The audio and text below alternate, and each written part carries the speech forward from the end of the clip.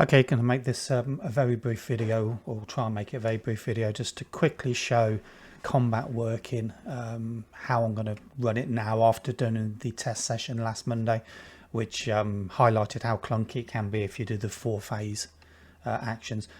Very quickly, the first thing I want to do is to show the players the modules that I'm using. So you've got Argon Combat HUD and Combat Zone.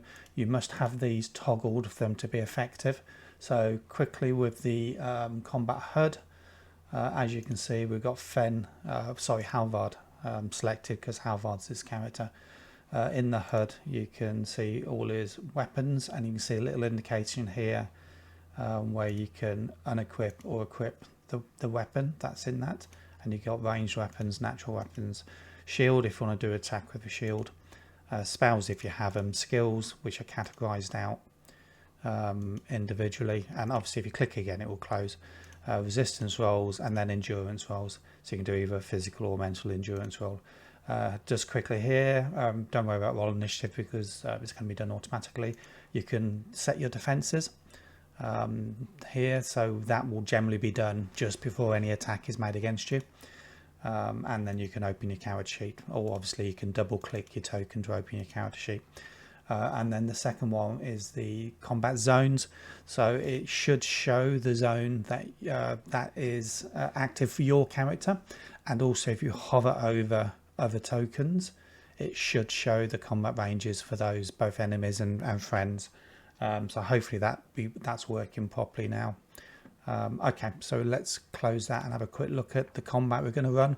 So I'm going to revert back to what I was originally planning on doing, which was to try and do a 1-phase round, but to do it in a way where we can still have some of the subtleties of a 4-phase round. So in this case, we've rolled initiative, Fen is acting first, and the final demon of the first pale is acting last.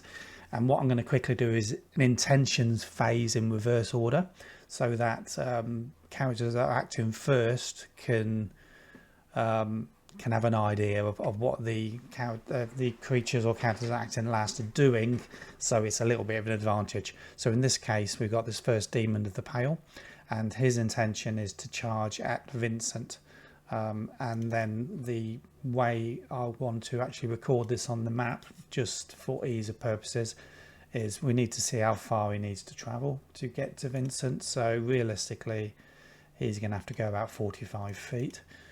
And if you look at this, that means realistically he's going to have to do a jog pace running every phase up until he attacks. So he's going to do a 4 AP attack, and he's going to do a jog run at the same time he's doing that attack, so he'll have the -50 penalty to his action. Now what I just want to do at this stage is do waypoints. So we've got 12 foot per phase that he can travel. So if you hold control and keep hold of control, and then each time you let go of the token it will do a waypoint. Now you don't have to be exact, just get it. Each time you click it will be a waypoint. It doesn't have to be exact, so just be as close as possible.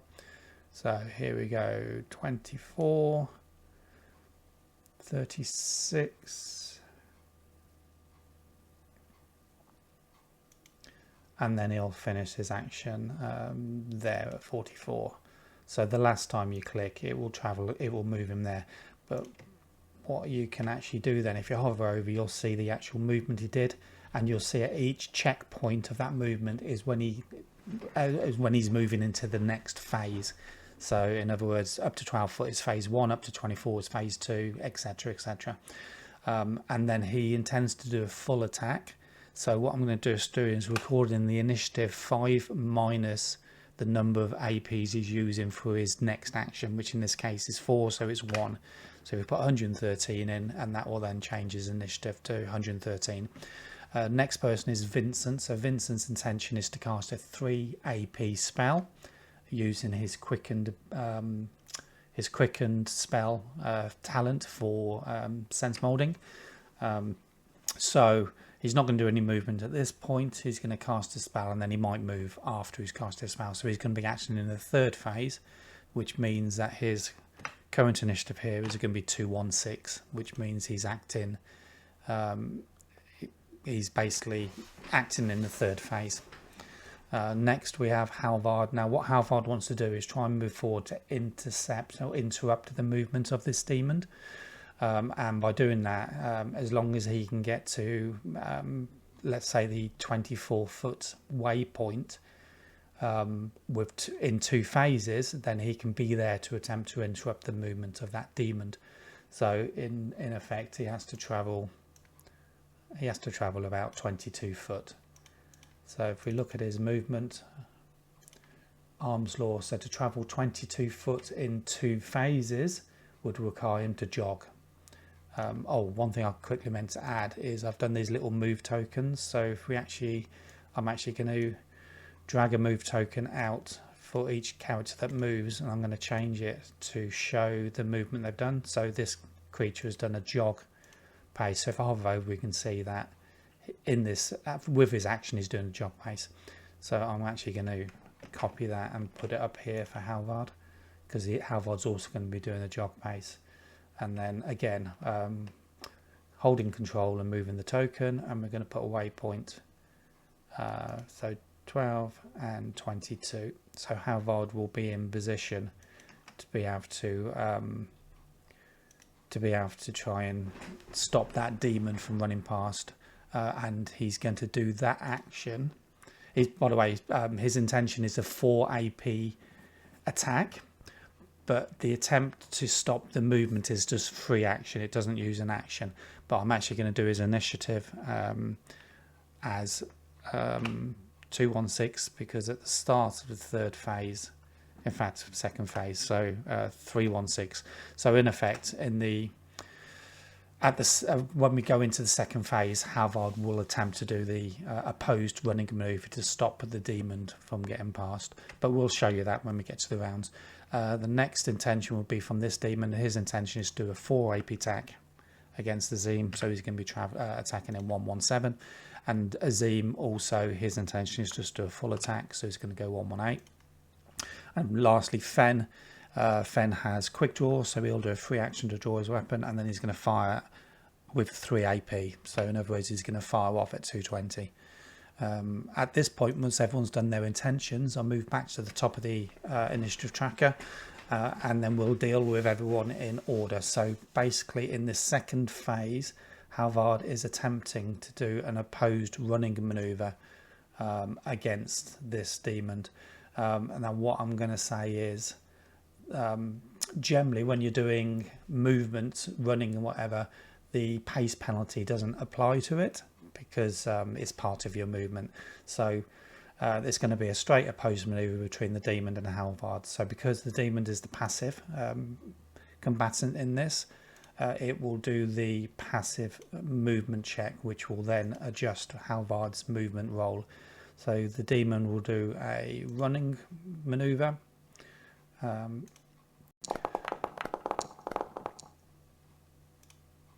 Okay, and he got a result of 120, and then Halvard will do an opposed running maneuver at this point. So movement, running, and then it's going to be an opposed check. And then what we do is we type in the creature's result in there, and what that will actually do is to give Halvard a penalty. Oops, sorry, I thought I put I did put a wound on. I'm just going to delete that just so it doesn't affect things. So let's just go into that again. So skill, running, opposed, 120, and as you can see here now, the -2, he's got a -2 from armor penalty, and he's got a -20 because it's 20 over 100. If it had been if the demon had got a result of 80, then Halvard would have actually got a +20 from that. So it's basically whatever the result minus 100 is the modification. So here he rolls his attempt to stop the demon running past, and he rolls well, 91. And here we've got a success. So Halvard has actually managed to stop the demon when it gets to that point there, and the demon's movement will end there. I'm just going to move Halvard back a bit. So the demons cannot do any more movement this round because his movement has been interrupted by Halvard. And then Halvard's actual action was to do 4 AP attack, so that means we're going to change the initiative to 116. And then I'm going to go to the top again. So in the third phase, Fen is going to fire, and Fen's going to fire at the demon that's charging towards Vincent. So Fen will do his longbow attack. Now, at this point, you'll have to think of the defense of the demon and what defense he has from Halvard's attack. In this case, he's not doing any parrying, he's not doing any partial or full dodge, so there's nothing to actually alter on here. But with Fen's attack, now I actually said this wrong on Monday, the attack in melee -20 is when the person who's doing the ranged attack is in melee.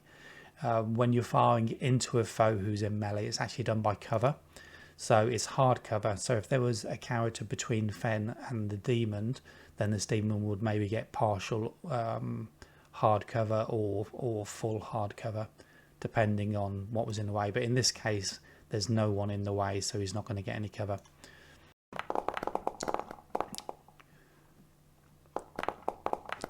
And I'm not going to bother putting the wounds on just because this is a demonstration, so we're not too worried about it.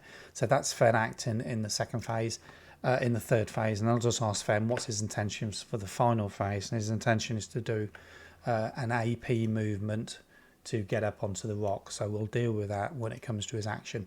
And then Vincent will cast his spell in the second phase, so Vincent will also target the demon that's charging at him, and his spell is going to be from Sense Molding, and it's going to be Strike. So so this is just roll for his spell, so it successfully gets the spell off. And then what you can see is when it's a directed spell, the combat HUD automatically changes to allow you to click it again, and this will do the directed spell, so you don't have to open the character sheet. So if he just clicks that again and again, there's no defensive modifications to be done, so we're just going to do the roll.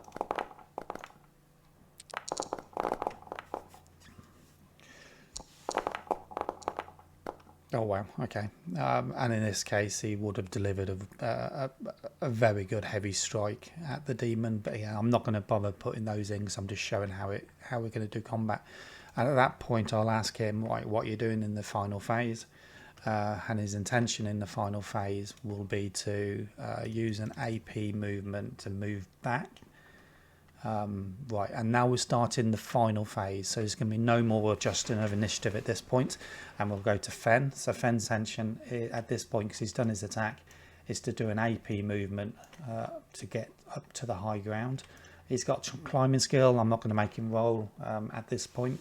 Maybe if he was being attacked or in someone's melee range, then I would ask him to do a maneuver roll, but in this case we won't. What I could also do is I could drag a token on to indicate that he's done an AP move, but because it's the end of the round, I'm not going to bother with that. And then Azem will do his attack against this demon. So he'll target the demon. Let's just untarget that one. And he's going to attack with his spear. Now, one thing to note, you've got 2 spear values here. The second value is when it's held two-handed, and the first is one hand. So if you attack with a weapon two-handed, that should normally be a one-handed weapon. You'll not only get your +10 bonus to attacking with a two-handed weapon, but you'll also get a +1 size. So if you've got your spare hand free, and in this case, I think he's got a butler. Yeah, so he's got a target shield. So if he goes for a two-handed attack, he will not be able to use his target shield for defense. But if he goes for a one-handed attack, his left hand will be free to maneuver the target shield. So in this case, he's going for a two-handed attack, so he's not going to get his passive block.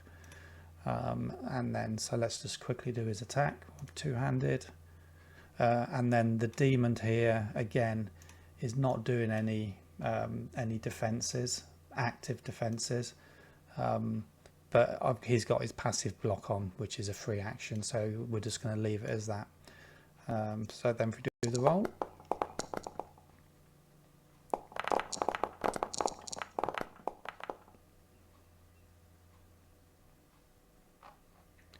okay, and just so you know, if you hover over the little exclamation marks, it will give you a breakdown. So he got plus 87 skill, and defensive modifications there is 17 dB, and then he's done his attack here. I'm not sure why it's not showing a +1 size. Maybe I clicked the wrong thing. Oh, size adjustment 1. Yeah, so what's happened here, because the +0 size, it's because the demon is a large creature. So ordinarily, a medium creature would have a -1 size adjustment when attacking a large creature, but because he's using his spear two-handed, that's cancelled that out, so it's actually a +0 size adjustment. But anyway, I'm not going to apply the damage again, just because I'm just trying to show the flow of combat. And then the second demon will just attack Azem, and at this point I would again ask Azem if he wants to do set his defenses. And like we said, because he's using his shield two-handed, he can't get his block, but he can get his passive dodge DB to that, which is a free action. So we'll add that on, and then we'll go back to do the club attack.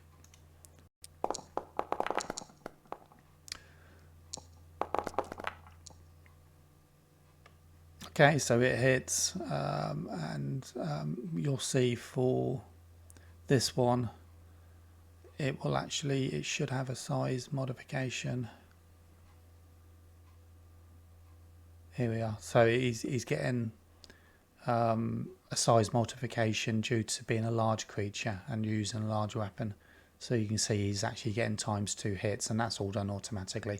Again, we're not going to bother with the applying damage.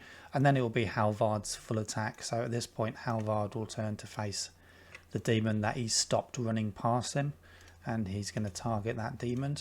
And let's quickly do this demon's defense. So set the demon's defense. Now the demon hasn't got a shield, so he's just using his passive dodge, because he's using his full actions in his attack. And then Halvard is attacking from the flank, but that will be automatically added. So if you actually have a look at Halvard's attack here, and he attacks with his battle axe,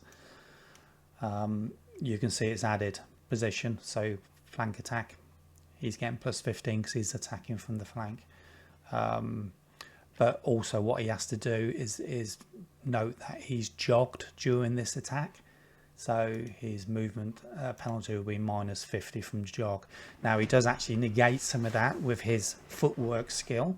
So if you actually look at Halvard's footwork skill here, he's got footwork of +30, so Halvard can negate up to 30 of that -50 penalty. Now you don't have to do that manually, it's done automatically. So if you actually look, and I do the attack roll, terrible attack roll, it looks like this is how it was going on Monday. So if you look at the attack here, he's got a skill bonus, pace penalty of -50, but footwork of +30, and he's getting +15 from flank. So as you can see, that's done automatically, but it does miss in this case. Okay, and then we'll go to Vincent. So Vincent's final action was to use an AP move. So Vincent's AP move, he can move up to 21 foot around as a walk, because he's got 1 AP left. So in effect, we're going to do a 21 foot move backwards, just to try and get away from the fight. And then finally, this demon here that had his movement interrupted, he can still opt who he wants to attack with his 4 AP attack, but he can't change his facing because all movement's been done. So what he's going to do is actually he's going to attack Halvard, but he's attacking him from the flank, from his flank. So if you actually have a look at this, I'd ask Halvard to put his defense in. So Halvard, you've been attacked, put your defense in. Now Halvard has been using a one-handed weapon, so he can use his free action to do a passive dodge, so that's fine, it's already set up for that. And then this demon will make attack. Now as you can see, the demon is going to be getting a -30 penalty to his attack because he's attacking from the flank. Now, one thing to note, if you have the reverse strike skill, you can negate some of that penalty. So in this case, so this demon has got reverse strike and he's got +42 in reverse strike. So it should, we'll see in a minute, it should automatically negate that -30.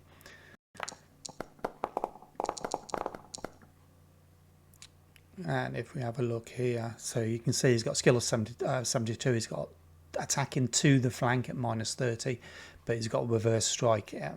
It will only negate up to 30, so but he missed anyway. And that's the end of the round. So that's how I'm going to run a round of combat going forward. Hopefully it will be a lot smoother, it will be quicker, and it won't feel so clunky.